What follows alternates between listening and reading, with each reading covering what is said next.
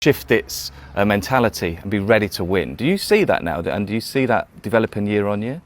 For sure, and we've done it across the club, I think, in every department, not only on the football side or the first team, men's first team, but when you look at our academy, at the women's performances, the men's first team, the environment that we have created, our supporters, is different. It's a different hunger, it's a different look.